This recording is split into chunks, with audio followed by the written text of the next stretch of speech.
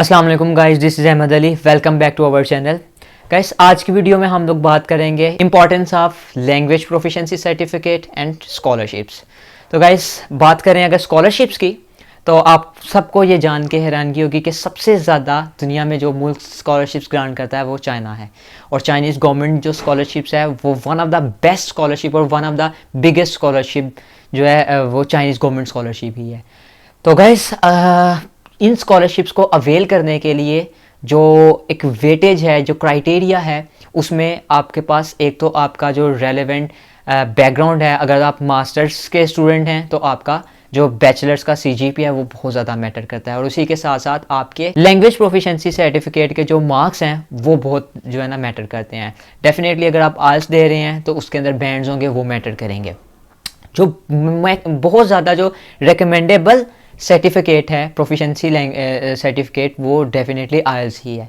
और दुनिया के, मैं तो कहता हूँ approximately all over the world जो है आइल्स एक्सेप्टेबल है। तो अगर तो आप लोग की जो कमांड है वो बेहतर है इंग्लिश पे, और अगर आप लोगों को ये कॉन्फिडेंस है कि आप लोग अच्छे बैंड्स हासिल कर सकते हैं, तो थोड़ी सी तैयारी करके आइल्स का एग्ज़ाम दें और फिर जो है ना अपने रेलेवेंट कंट्री, जो भी आपने कंट्री चूज़ किया हुआ है अपनी स्टडी के लिए, फिर उसकी तरफ जाएं। उससे ये फ़ायदा होगा कि आपने एडमिशन तो सिक्योर किया ही होगा, साथ ही साथ आपके स्कॉलरशिप के चांसेस बढ़ जाएंगे। हम लोगों ने भी चाइनीज़ गवर्नमेंट स्कॉलरशिप की बात की। गाइस, जो लोग चाइनीज़ गवर्नमेंट स्कॉलरशिप को चूज़ करना चाहते हैं उनके लिए अभी से जो है ना बेस्ट मौका है कि दिसंबर के अंदर चाइनीज़ गवर्नमेंट स्कॉलरशिप्स मुख्तलिफ यूनिवर्सिटीज़ के लिए स्टार्ट हो गई हैं।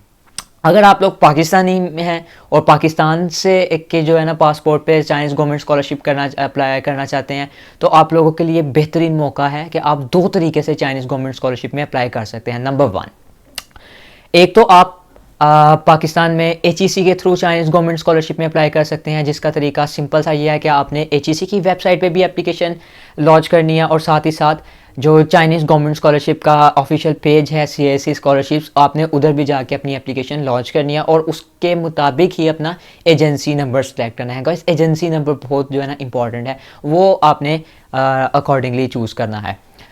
और अगर तो आपके इसके साथ साथ आपको हेड का टेस्ट भी देना पड़ेगा, और अगर तो आपके जो हेड का टेस्ट है उसके अंदर आपके मोर देन 80 मार्क्स आ जाते हैं, तो डेफिनेटली आपका जो है चांस स्कॉलरशिप का है 100% समझने होगा।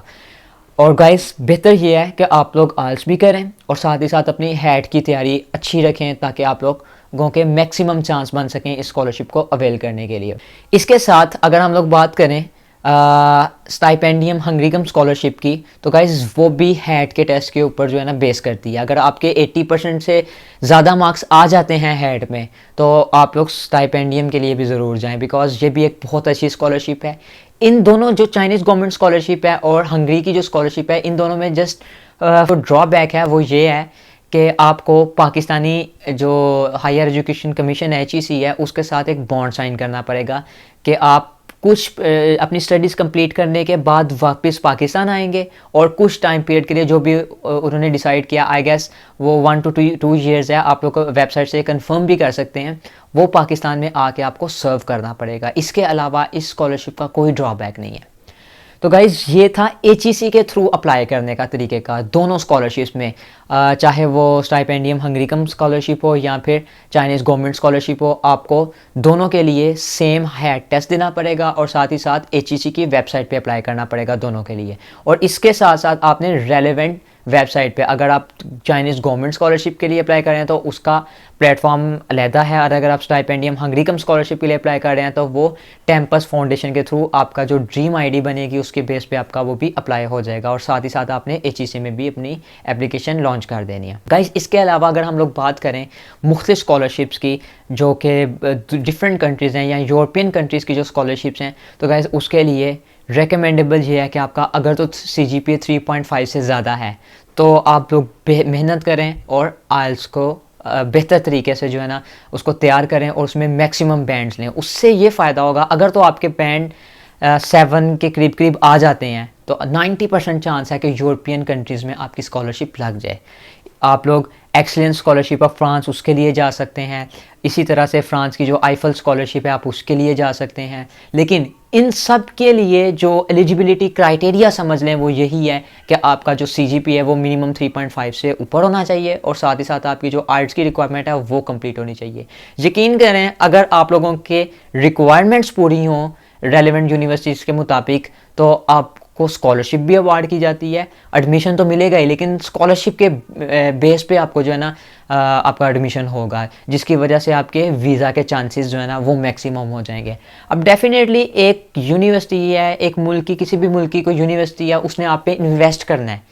जब वो आप पे इन्वेस्ट करेगी तो आपको वीज़ा वगैरह के इश्यूज़ नहीं आएंगे। लेट सपोज आपकी किसी इटालियन यूनिवर्सिटीज़ में एडमिशन हो जाता है और स्कॉलरशिप बेस पे होता है तो उन्होंने आपके ऊपर इन्वेस्ट करना है। तो डेफिनेटली ये जो एम्बेसी में बैठे होंगे आपकी डॉक्यूमेंटेशंस को चेक करेंगे, अगर तो वो कंप्लीट होंगी तो वो इस चीज़ को एनालाइज भी करेंगे और इस चीज़ को समझेंगे कि आपके लिए इस वीज़ा की क्या अहमियत है, क्या इंपॉर्टेंस है। तो अगर तो आप लोगों के डॉक्यूमेंटेशन क्लियर हैं, आइल्स में अच्छे बैंड्स हैं और CGPA भी अच्छा है तो आपको स्कॉलरशिप्स अवार्ड की जा सकती हैं। इसलिए आप लोग सबसे पहले आइल्स या रेलेवेंट जो भी प्रोफिशिएंसी सर्टिफिकेट आप चूज़ करते हैं अपनी यूनिवर्सिटी के अकॉर्डिंग उसमें मेहनत करें, उसमें मैक्सिमम बैंड हासिल करें। इसके साथ साथ बेल्जियम जो है उसकी जो मास्टरमाइंड स्कॉलरशिप है वो भी बहुत अच्छा एक ऑप्शन है और वो भी सिर्फ़ और सिर्फ आइल्स के ऊपर बेस कर रही है और साथ आपके जो CGPA के ऊपर बेस करती है। गाइस UK के अंदर मोर देन 3300 स्कॉलरशिप्स अवार्ड की जाती हैं और इसके अंदर बहुत सी जो है ना नामवर स्कॉलरशिप्स भी हैं। बहुत सी स्कॉलरशिप्स कॉमनवेल्थ स्कीम के अकॉर्डिंगली आपको अवार्ड की जाती हैं। इसके अलावा UK की अपनी बहुत सी यूनिवर्सिटीज़ की मुख्तलिफ स्कॉलरशिप्स हैं, कुछ स्टेट स्कॉलरशिप्स हैं। इन सब स्कॉलरशिप्स में अप्लाई करने के लिए आपके पास प्रोफिशिएंसी सर्टिफिकेट तो मस्ट होना चाहिए और उसमें रिकमेंडेबल IELTS ही है। तो कोशिश करें जब भी आप किसी कंट्री को चूज़ करें तो उससे पहले आप लोग अपने IELTS के अंदर मैक्सिमम बैंड्स जो है ना वो अचीव करें और देन उस कंट्री को चूज़ करें। फिर आपका ना तो सिर्फ एडमिशन होगा बल्कि एडमिशन के साथ साथ स्कॉलरशिप लगने के चांसेस ज़्यादा हैं और जिन लोगों की स्कॉलरशिप लग जाए उनके लिए तो फिर उस कंट्री में सर्वाइव करना ज़्यादा आसान है। तो ये था आज का हमारा informative session. Stay connected with us. अल्लाह हाफिज़।